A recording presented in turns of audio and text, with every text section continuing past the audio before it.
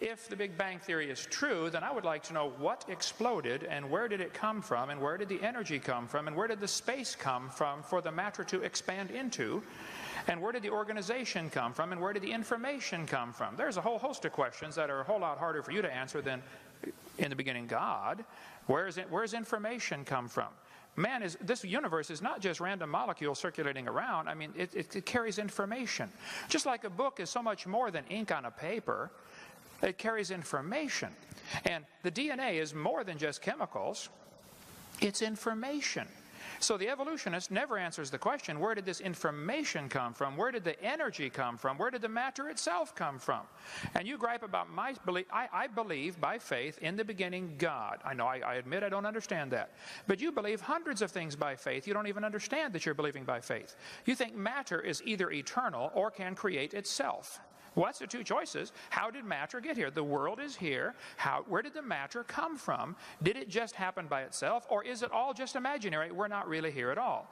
You're faced with the option of, we're not really here, this is all just our imagination, or it had a beginning, or matter is eternal, which is both of the second two options are in violation of the obvious laws of thermodynamics. Matter doesn't create itself. And everything degrades over time, so either it had a beginning or it didn't. If it had a beginning, then what was before the beginning? I mean, there's so many thousands of things you take by faith.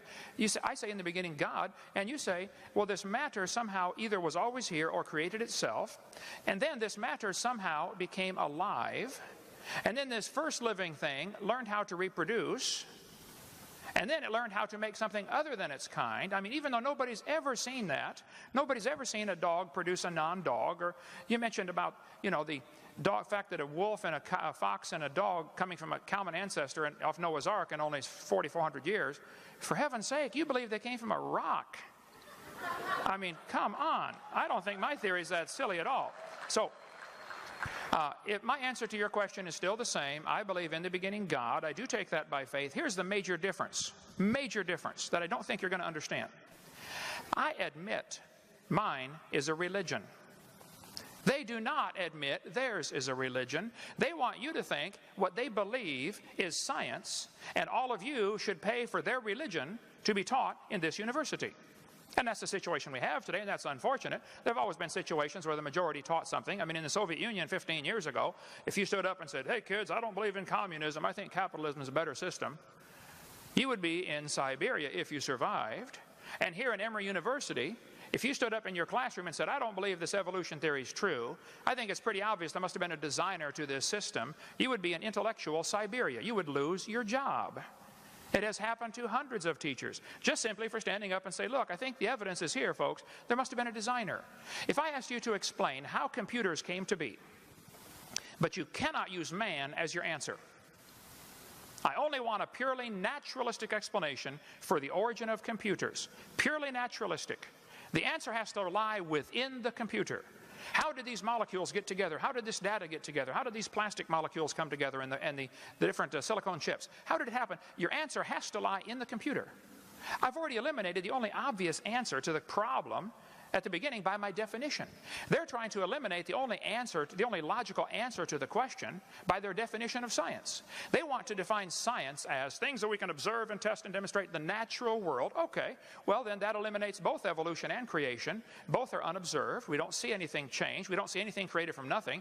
Here's the problem. Both creation and evolution are religious. I admit mine's a religion. They don't admit theirs is a religion. And all of us are paying for their religion to be taught in the school system. And I, for one, resent that. So my answer is still the same. God did it. I am confused. Being philosophically consistent and being a very honest person, I'm sure you can tell me where God came from. And in addition, once you've told me where God comes from, please try to clarify how you can figure that a spiritual force can have an impact on a material universe to create it. I think that some years ago we already talked about that kind of thing in philosophical circles at any rate by posing the question, if angels are made of spiritual matter and a pen is made of material matter and spiritual matter displaces no space, how many angels can dance on the tip of a pen? I have a sense of sort of reversal experience here, but please do, go ahead. You got 5 minutes.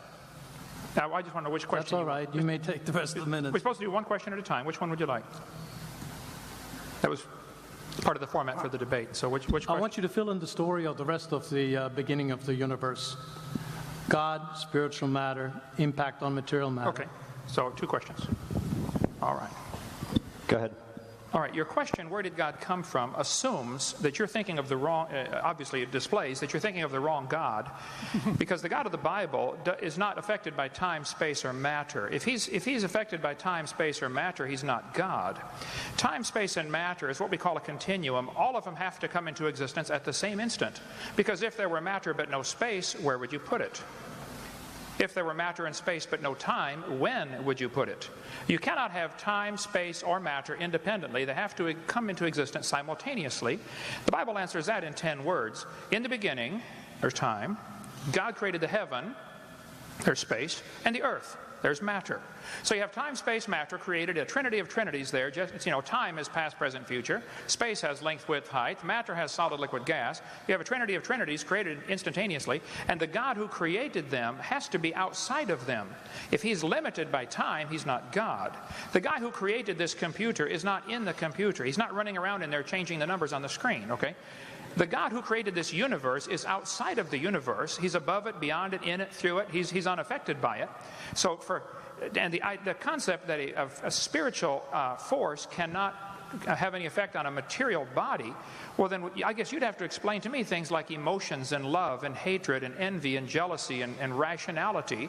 I mean, if your brain is just a random collection of chemicals that formed by chance over billions of years, how on earth can you trust your own reasoning processes and the thoughts that you think? Okay, so your question, where did God come from, is assuming a limited God. And that's your problem. The God that I worship is not limited by time, space, or matter.